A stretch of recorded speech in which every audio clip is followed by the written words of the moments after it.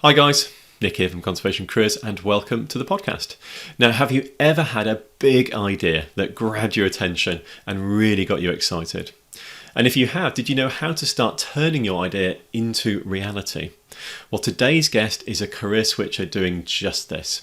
Tara Phillips is a TEDx speaker coach who's developing an exciting idea to start an inspiring physical space where people can learn, convene and campaign about soil and soil related issues. Called the Soil Centre, she hopes it will lead to action being taken to conserve and regenerate the soil, which in turn will result in wildlife and human health flourishing. Now, in this episode, we talk about her career to date and why she's seeking to switch careers into conservation. We also discuss how she's going about validating and refining her vision for the Soil Centre. And finally, she shares her pro tips for anyone wishing to take control of their presentations and also handle their nerves. It's an inspiring, practical and wide-ranging pod chat. Enjoy.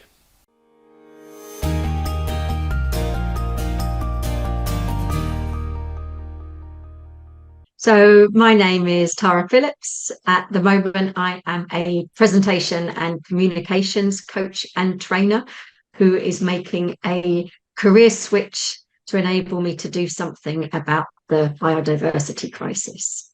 Wonderful. Yeah, and great to have you on the podcast. Thanks for sharing your time with us, Tara. It's always kind of nice to kind of connect and catch up also. We've known each other for couple of years now, I think, something like that. And we've sort of been with you on a journey, I guess, as you're exploring a transition into conservation. And we've been delighted to share your skills and expertise, particularly around public speaking and presenting skills, which is so valuable. So what I'd like to do today on the podcast is discuss three areas, I think, and we'll see where things expand from there. One is your career to date. I'd then love to talk specifically about your career switch journey and this idea you're developing. We won't share too much about now, but called the Soil Centre. We'll get into more details about what that is in a minute. And then talk a bit about public speaking skills as well, actually, and how they're important and any hints and tips you might have to share around that.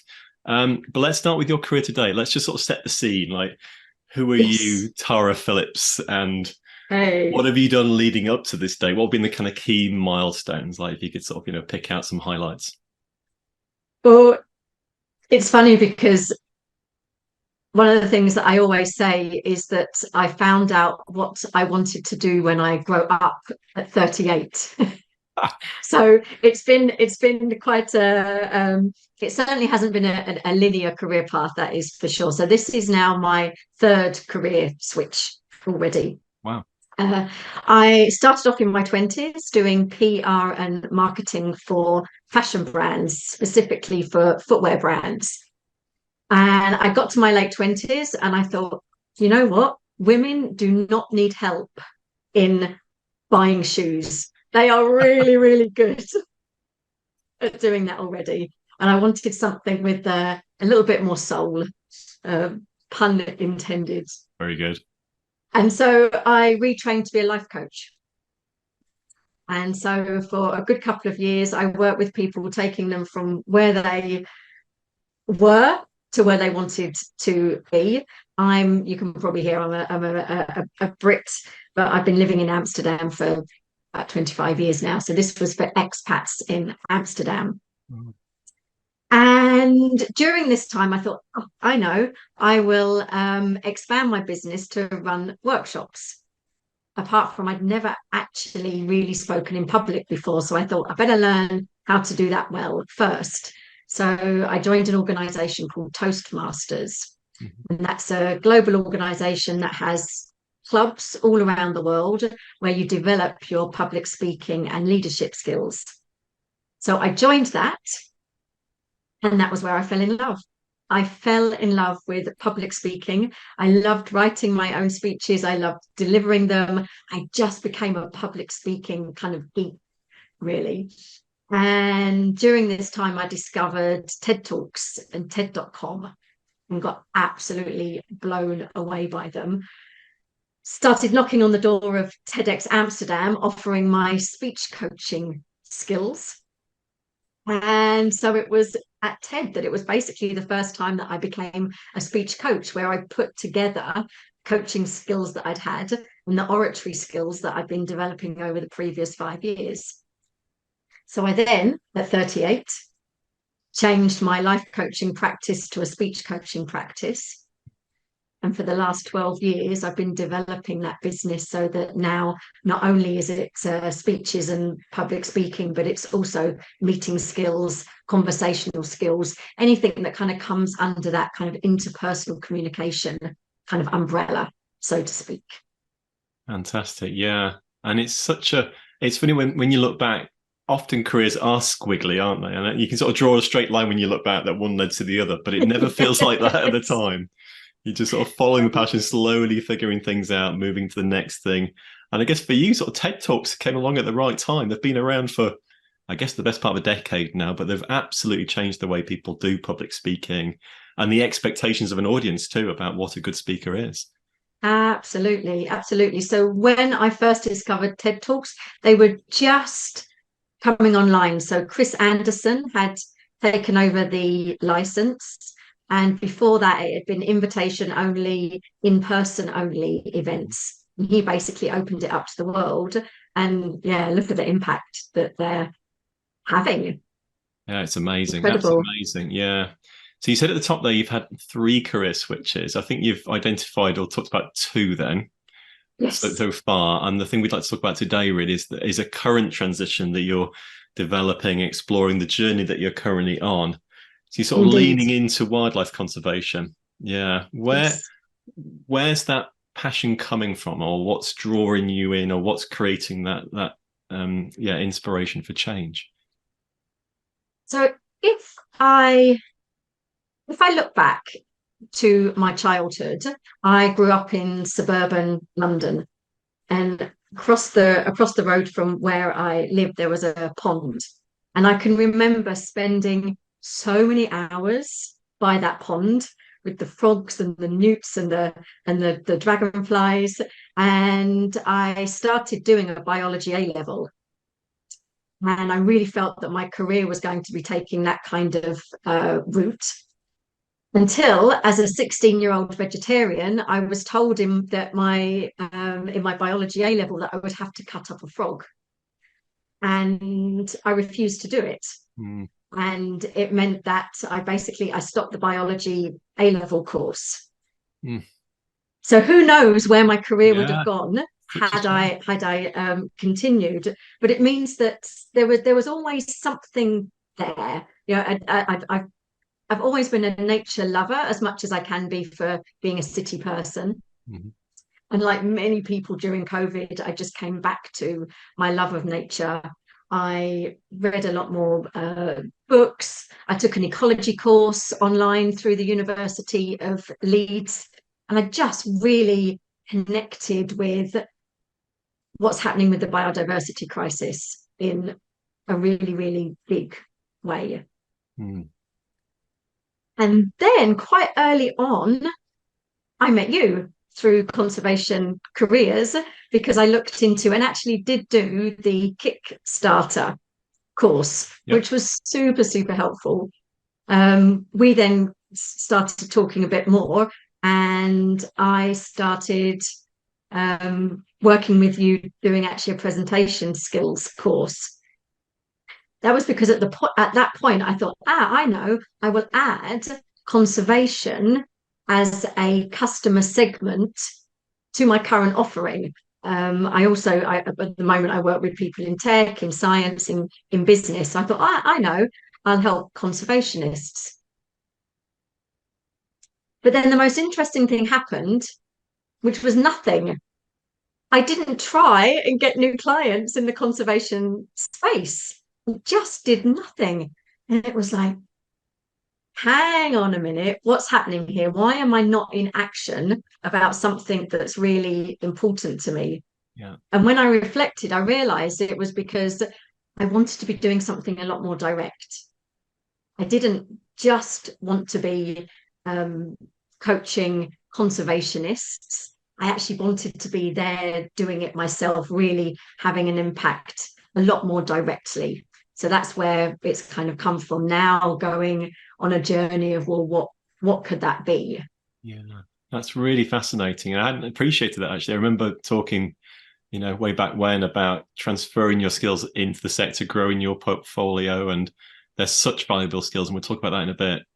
Yeah. But that's not where the switch and the need of the switch is coming from. You want to be more feeling and involved in the action on the ground and seeing the Yes. change through a different skill Yes. set, perhaps as well. Yeah. Yes. So, what's that Yeah. journey Yeah. look like so far?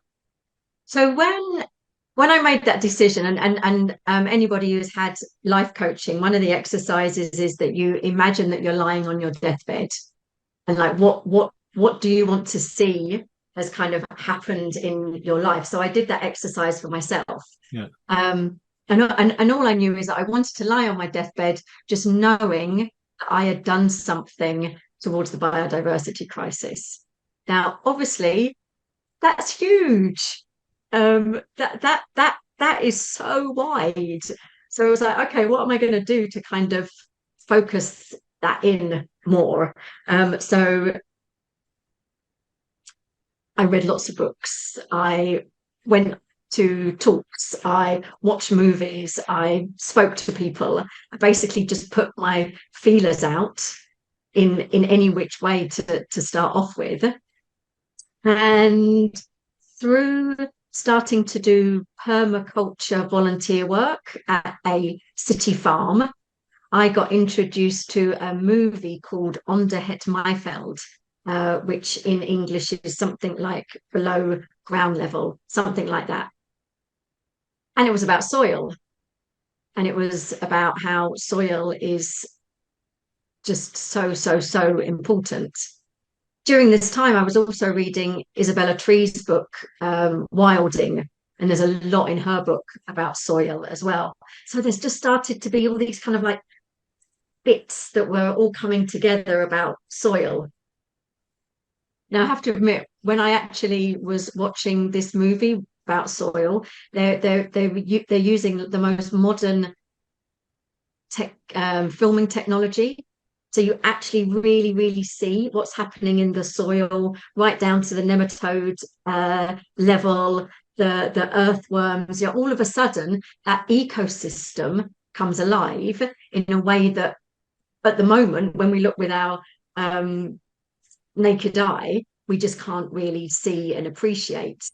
And I was so moved that I actually cried in the movie. It it it really blew me away. And I came out of that film and I just couldn't, my brain just couldn't stop, like just going through like, wow, what's this? And on my 15-minute journey on my bike home, basically the soil center idea was born. It was that quick once I was inspired. Wow. That was coming home from the movie, was it, on the bike? Like That was coming home from the movie. you Yeah, cycled off inspired, yeah, yeah, try not to hit totally. things. Yeah. It's interesting, like reflecting, because you're right. I mean, I think a lot of people, I guess it's like three elements. I think very simplistic. You got the air, you got the water, and you got the earth, you got the soil, haven't you? Like that makes the planet that we live on. And there's a lot of focus on the marine environment. That's very popular, quite rightly so, so important.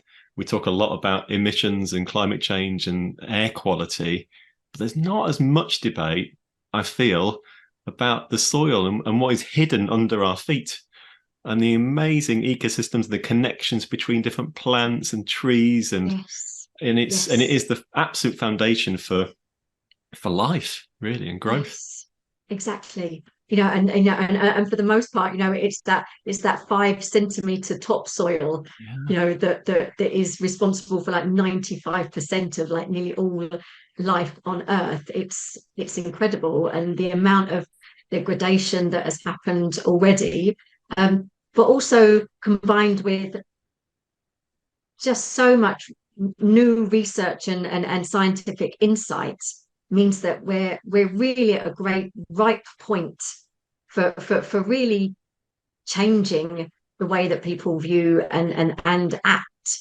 in relation to the soil. Probably a bit like climate change, maybe 20 years ago, Right. kind of feel. Right. Okay. So, So you had this moment on your bike, this epiphany, Ching. cycling along, ping, and you connected with a passion, a cause specifically, and you had this idea, this vision for how you might want to make your change for it, called the Soil Centre. Tell us a bit about what your vision is for the Soil Centre. Like, you know, what are the ideas? And I know it's an evolving idea at the moment, so nothing's pinned down. Yes. You're exploring, No. and this is why I really wanted to get you on the podcast, is to talk about how you've taken an idea and you're trying to now put it into reality. So that's the piece that I'm really interested in. So Yes. what have you, yeah, what's the initial vision, and then let's talk through, you know, what you've been doing about refining and starting to make that happen. So in that initial vision, in that kind of like 15 minutes of thought, which obviously I then went home and started kind of like furiously writing. At the heart of it is actually a building, which seems a little bit kind of counter intuitive, considering we're talking about the soil, but a building. And in that building, at the heart of it is an exhibition space. And that exhibition space is completely cutting edge in all of the things that we now know about how we can take people on an exciting journey to learn things. And through that exhibition, people will learn about the soil, what's happening to it, how important it is, and most importantly, what they can do, some small actions that they can do to actually help towards it. So that's kind of at the heart of it. But then there are also meeting spaces where professionals that are involved in the soil can come and meet, that it's their safe place, that, you know, that there's not so many soil professionals around at the moment. I hope there's going to be a lot more. I certainly need to know a lot more of them, and that's definitely a shout out to anyone that's listening that's involved in the soil, because as you're hearing, this is very early on in my investigations. Safe place for people. It could well be that, you know, we do some activism, some campaigning at some point. I'm not really sure on that. But then we also maybe have a space for kids to come and learn, a classroom. But then outside, we also have a space. And in that space, again, somewhere for kids to, you know, literally get their hands dirty and find out about the soil and experience it, and really connect and engage and learn. But then also maybe a place for gardeners to see what, you know, rewilding your garden might look like. But maybe a space for permaculture and regenerative farming, you know, on some kind of scale. Maybe some rewilding. So, and a space that just demonstrates, okay, if we have healthy soil, what does it look like? What does it take to make it healthy? That kind of thing. So it's all around awareness raising, I think, more than anything else. Learning, and then for people to be able to take action based on that learning and that awareness raising. And it's so exciting kind of hearing your idea, your vision for this, you know, and to have connected so clearly with something that's driving you forwards quite rapidly. Um, why a center? Why a location? Why a focus point? Why a building? Like, when you could, there's so many different ways of tackling a cause like soil, but you've landed on this idea of a center. Like, Yes. where's that, Yes. and why is that? Yeah. Well, I think because all of these, whenever we make a career, whenever we look at what jobs we want to do, it needs to suit us. Yeah. And if I look at this kind of like squiggly career that I've developed, you know, one of the things is communication is like really key to that, and connection is key to that. And for me, I think that there is such power in-person connection. Mm-hmm. And, you know, clearly I'm seeing that the virtual connection also has its power. I just love the idea of like physically getting people together in this way, and it suits me. Yeah, and again, the squiggle, in your background is all about people communicating, bringing people together, public speaking, presentations, plus the Exactly. kind of coaching elements, plus the marketing and PR elements that will be wrapped into an idea like this too. Yes. Particularly if there's a campaign angle to it, like you've maybe Yes. suggested, it sort of folds in a lot of who you are and brings it into a physical space. It really does. It really does. And right at the beginning, when I was looking at things, I was looking on your jobs board and just Mm. getting really excited about land or habitat management or ecology.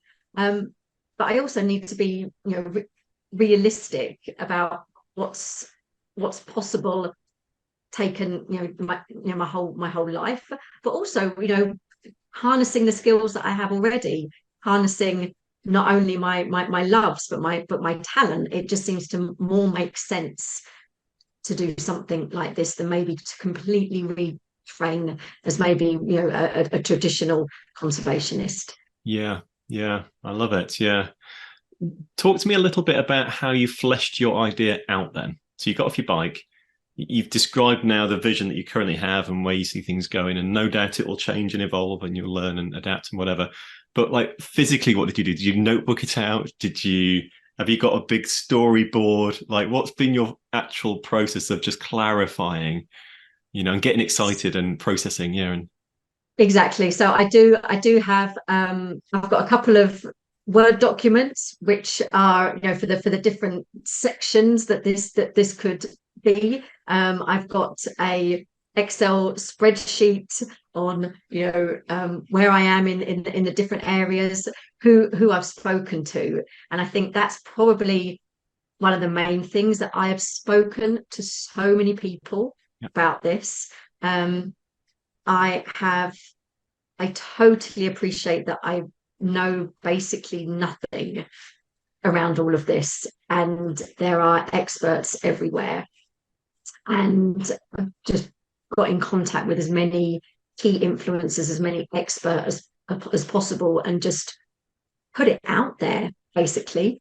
And then wrote loads and loads of notes, really harnessing the expertise and opinions of people who do know what they're talking about, rather than myself that actually doesn't quite yet. yeah. And that could be quite scary for a lot of people. I would think, that idea of perhaps not putting words on you, but that imposter syndrome type feeling of being an outsider. These are all experts. I know nothing. It's what I'm hearing. Um, and sharing your idea with them, it feels brave as well, but really important. Oh my goodness, it feels really brave. Yeah. What if It they does knock it feel really down? brave. Yeah. Yeah, How has it yeah. been? Like, what's the feedback been like? So, the old adage that, the kindness of strangers. There's me rocking up with an idea. People don't know me. They've got no reason to help me out at all, and yet they will give me their time and their expertise. It's just really incredible, totally heartwarming, but also really useful. Really useful.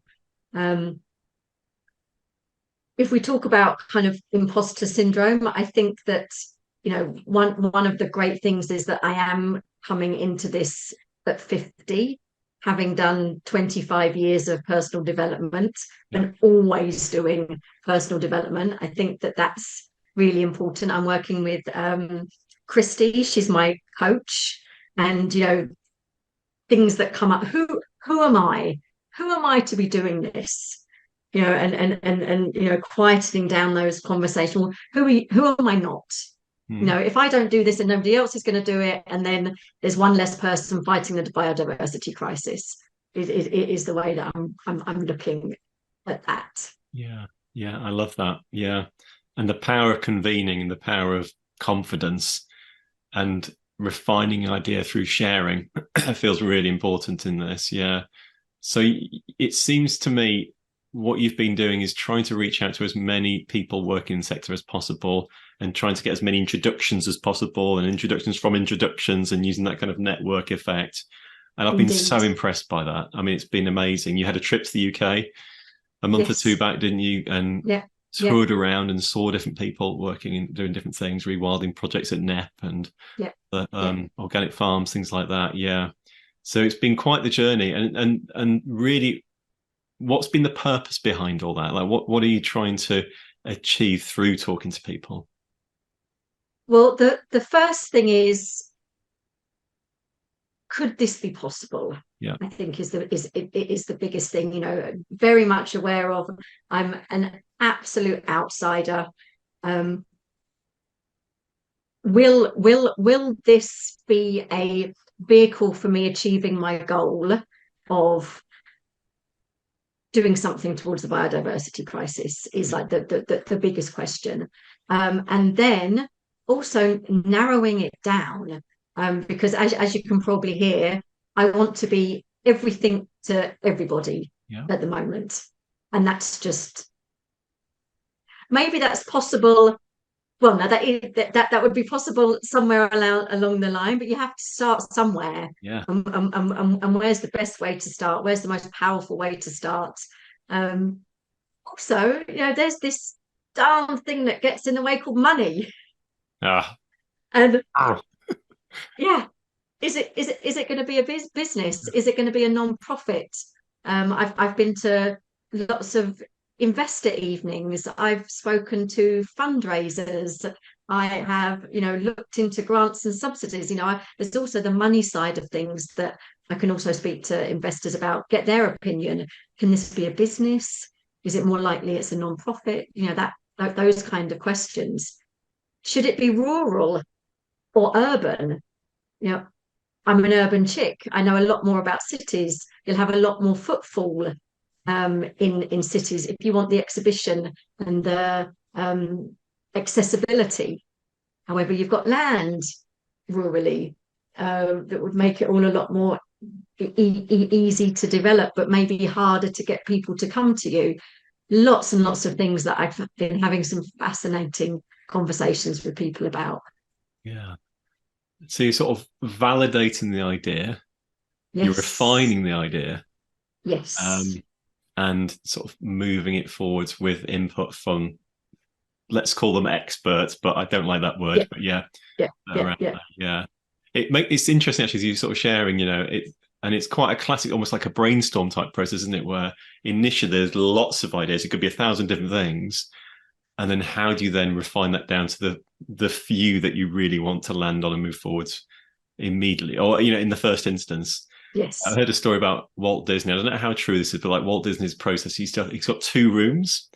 He's got the dream room and the nightmare room in the past when he was making cartoons, and things like that, and trying to come up with really innovative ideas. And he'd take all his, artists and animators into the dream room, and any idea goes at this point. So, and there can be no negativity. Like one idea is there to spark another idea, another suggestion. It's just about collecting ideas and going wild and letting the ideas spiral and grow and expand, until the point where the ideas are kind of drying up and you've kind of feel like you've captured a good portion of them. They would then take all those ideas to another physical room, the nightmare room, and their job is to then knock them all down, knock them to bits, pick the Ah, holes in them, get rid of them, what's not going to work, what's not, for whatever right. reason, and see what stands Yes. up at the end of it. I love Mm, that kind of brainstormy type process of allowing yourself to be yes. incredibly positive and let everything come out like well up without judgment, and Yes. then hit them hard, and then, you know what I mean? And then at the end, see Yeah, what still stands. And it's almost like you're sort of going through that process as I'm listening to you.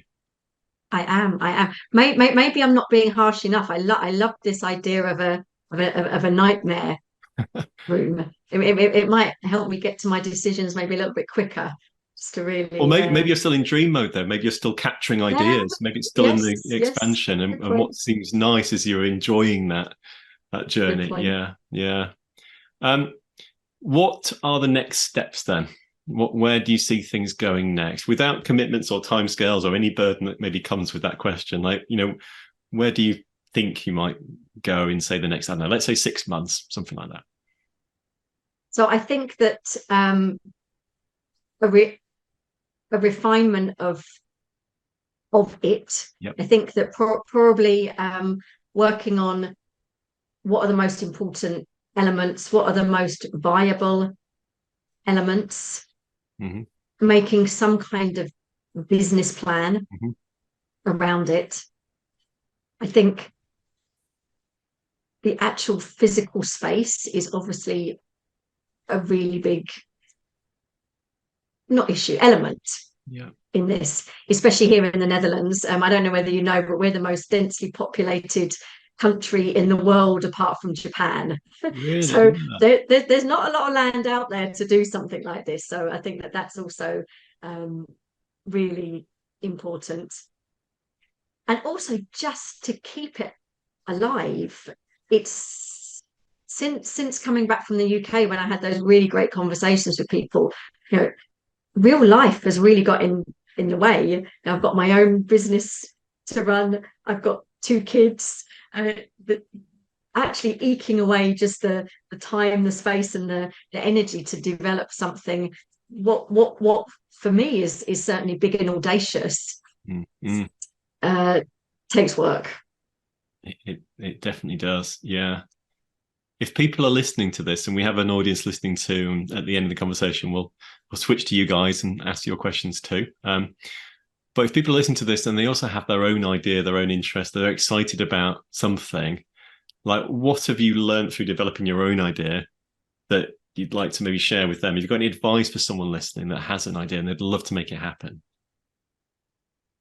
So I think probably a reiteration of the couple of things that we've said already, which is feel the fear and do it anyway.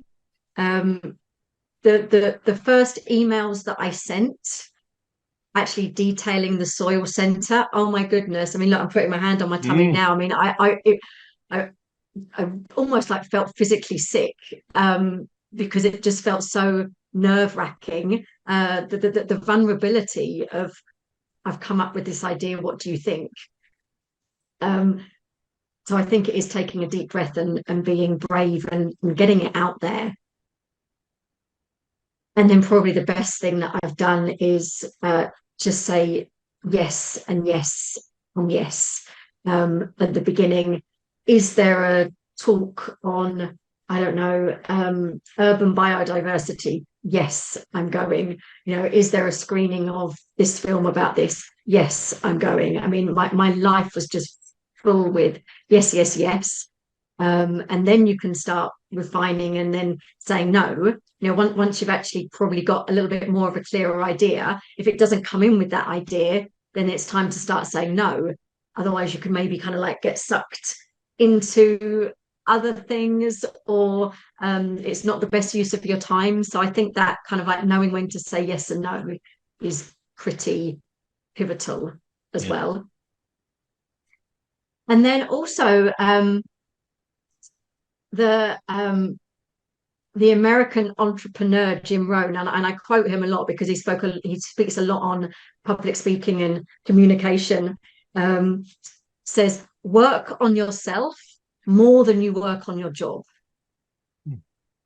And I think that that's really, really crucial. We have to know what makes us tick. We have to know what makes us happy. We have to know what our struggles and our challenges and what gets in the way. Otherwise, we're not necessarily making the best decisions for ourselves, but then also for the project that we're trying to work on. Yeah. I love that. Yeah. And it's something that I think we all have to do and somewhat struggle with as well. I think just constantly learning about who we are, and we're always changing. It's a sort of moving feast, and which is why careers squiggle, and it's quite normal now to have two, three, four careers, you know, or more through your life as you change in your ideas, interests, passions, Yeah, lifestyle yeah, changes. Yeah. no, absolutely. Keeping tag on that. Yeah. And I also love feel the fear and do it anyway. I think that's so that's so powerful. Yeah. Yeah. Like Richard Branson says, you know, screw it, just do it. That's his catchphrase. So yeah, brilliant. Well, thank you. And thank you for sharing your vulnerability as well. I think it is really brave to put an idea out there in the world and to come on a podcast and talk about it and, you know, and share that. And yeah, I really appreciate that. That's great. And just, I'm really excited to see where this journey takes you, wherever it might go. You know, it's inspiring to hear your story and to see how you're making it happen for yourself, and Thank reaching out to you. support and getting support from people. I mean, conservation, Yeah. I really believe, Yeah. is a warm, welcoming community of people. We want to help each other. And you're Yes. sort of showing that absolutely is the case. Yeah. Yeah, really, really. Yeah, incredible. Yeah. Let's talk before we wrap up then and go to Q&A, about public speaking and presenting skills, something that you've carved a career out in the last 12 years around.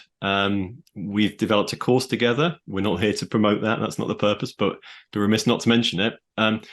It's a really important skill set nowadays, isn't it? It's like being able to verbally communicate to other human beings in its sort of most basic form. And you've now got a fairly good understanding of conservationists too, and the sector and some of our needs in that context. Like, how do you see communication skills, verbal communication skills, as being important for wildlife conservationists and our movement, if you like? Really good question. So I think that the first one would be what we are talking about before is about visibility. Yeah. I think it's more and more important that we just do communicate what we're doing. And there's really a risk of us doing our job, doing our conservation job and having, really great successes about it. But almost like there's a responsibility beyond that, and actually sharing the results, or sharing the successes, or sharing what hasn't worked, or what's getting in the way of that being a success, especially when we know what the drivers are for hindrance in conservation. Mm-hmm. So I think the first one is communicate. Make a stand for what you do, and actually get out there and be visible. And then when you are out there, really focus on being clear and concise, and have that clarity and that conciseness to be about your audience. Now, I know you just said that you don't like the word expert. I don't know what to interchange it with, but basically, when we love something and when we're good at something, we could talk until the cows come home about it. And we have so much to say about it. Mm-hmm. It doesn't necessarily mean that our audience has quite that level of passion or interest in the detail. So it's really important that we think, okay, who are my audience? Who am I speaking to now? And create our communication based on the value that we want to give to them, as opposed to what we want to communicate, because they're two quite different things. And I think that what comes along with that is just be really careful about the amount of detail. Right. I think as any kind of scientist, conservationist, we know a lot of detail, we know a lot of stuff, but it doesn't necessarily mean that we need to share all of that to have the impact that we want to have. Less is more. Less is more. Yeah. Yeah. Yeah. Fantastic. I think the other side of public speaking as well, I wanted to kind of touch on is the issue of nerves, and being nervous, and how that impacts, well, your sort of mental well-being, and also your delivery, in terms of standing in front of an audience, whether it's an interview panel of two people, that can be incredibly nerve-wracking, or in front of a conference, or in large numbers of people. It's something I've suffered from in the past. I'm sure everyone has. It's totally normal. And through just doing more and more speaking, I've become, I guess, a bit more comfortable in my own skin. I still get nervous before podcast chats. Those nerves go quickly as soon as we get talking, but it's normal. But what advice do you have for people who worry about nerves and feel it might get on top of them? Have you got any hints, tips, techniques, anything that might help people who feel that? So I would say, first of all, be ridiculously prepared. A lot of the nerves come from us not thinking that we going to do a good job, or that we're maybe not ready for it. So unfortunately, the level of preparation that's needed, even if it's just a conversation or a meeting, not even necessarily presentation that really matters, is quite considerable. And unfortunately, you just need to put the work in. Also, breathing exercises are fantastic, to really kind of like get into our physicality. That there's not a huge amount that we can do kind of like body work wise easily, but deep breathing is definitely part of it. Mm-hmm. Sharing your material beforehand, so often we think that making a presentation or even making points in meetings is a solitary occupation. But if we actually send something over, hey, what do you think? And then already, yeah, that's great. People would love to hear that. Yeah, no, that's really working. That's going to boost your confidence. Mm-hmm. But if they say, actually, not really getting that there, you've got an opportunity to tweak it and change it before actually being in front of the real audience. So I think, sharing and getting others' input, believe it or not, actually helps with nerves as well. Yeah, and I guess what links to that is like the element of like rehearsal as well. I think often I've found that Yes. the first time you might say something, it can be quite lengthy and verbose and whatever. Yes. If you had to say the same thing Yes. again, it's often polished a bit more refined and shorter and sweeter, and Yes. to just Yes. yeah, doing like an interview in front of someone else, like a friend, and then when you come to do it, Yes.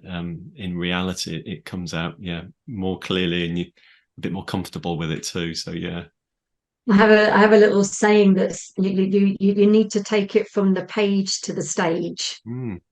And people who are very adept at written communication and write something that seems like it's going to be really beautiful, quite often are shocked when they indeed rehearse it, when they practice it, because there is a difference in the way that we communicate on paper and out loud. And so indeed, when you have that rehearsal, it's like, yeah, okay, that's my point, but I probably need to like repackage it a little bit different for speaking it out. Yeah. And you can only do that if you've rehearsed it. Yeah. Perfect. Yeah. Thank you, Tara. Our time is nearly up. And we're going to switch to our audience who are listening in a minute, and they can ask some questions of you. Before we do, maybe I can just wrap up with a couple of fun, open questions then. One is, if you could visit any location and see any species, where would you go and what would you hope to see? Well, I think if we're going to keep it soil related, I'd like to Ah, take a dip under the soil, and it would be amazing to have an encounter with a mole. oh, yeah. So you'd have to shrink yourself down, sort of I mole would, sized, I haven't would, you? yes. Yeah. Oh, moles are brilliant. Yeah, I once taxidermy stuffed a mole, Ah, and they've got incredibly like it was already dead. I didn't kill it. I found it, and I wanted to kind of look after it as a kid, and sort of treasure it. And I just trying pushing a needle through a mole's skin is they're so tough. They're just wow. it was sort of breaking needles trying to get through them. Yeah. Um, Um, Another question then, maybe the final question would be, if I could make you a global czar for the day, so a global leader of human beings, and you can enact a law, a decree, whatever you want to call it, and make a big difference in the world, what law or decree or rule might you seek to enact? eat less meat, Hmm. Why? because so much of our soil degradation comes from um, the production of animals, whether that is the amount of land that is used for growing the feed for the animals, or whether it's actually the amount of land that's used for the grazing, or whether it's actually all of the stuff that comes out of the cattle, that's also having a massive impact on the land and then into our rivers. So I think if everybody massively reduced the amount of meat that they ate, then my job would almost be gone in a heartbeat, to be honest. Yeah. And so relatively simple. Yeah. Makes a huge difference. Tara, thank you again for jumping on the podcast. It's lovely to chat as always. Good luck in your journey with the Soil Centre. We're going to follow it closely, and we'll be really excited to see what happens and what happens next. And if at some point in the future it feels like you'd like to jump back on and tell us and share your journey a bit more, maybe a part 2, we'd love to do that. Oh, that would be brilliant. Lovely. Thank you so much for inviting me on. It's been really, really enjoyable.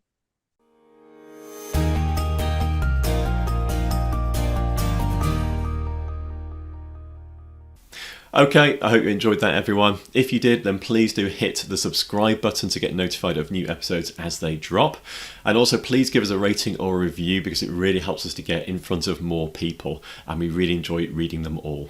As you'll have heard, our podcasts are now recorded in front of a live audience who sit in and listen to the chat, and then after the mics are turned off, they get a chance to talk to the host, to share their thoughts, and also to ask questions. It's a really great format. If you'd like to be in the audience, all you need to do is join the Conservation Careers Academy. Now, in the Conservation Careers Academy, you'll get full access to the world's biggest conservation job board, listing over 15,000 jobs, volunteer and internships across the globe each year. You'll also enjoy access to our amazing CC Pro private members community with regular events, networking and support. Plus, you'll get full access to our growing library of career boosting resources, guides and templates. And best of all, it only costs a few dollars, euros or pounds per month to join the Academy. Now, to find out more, please visit conservation-careers.com/academy, or simply click the join button at the top of our website. See you on the inside.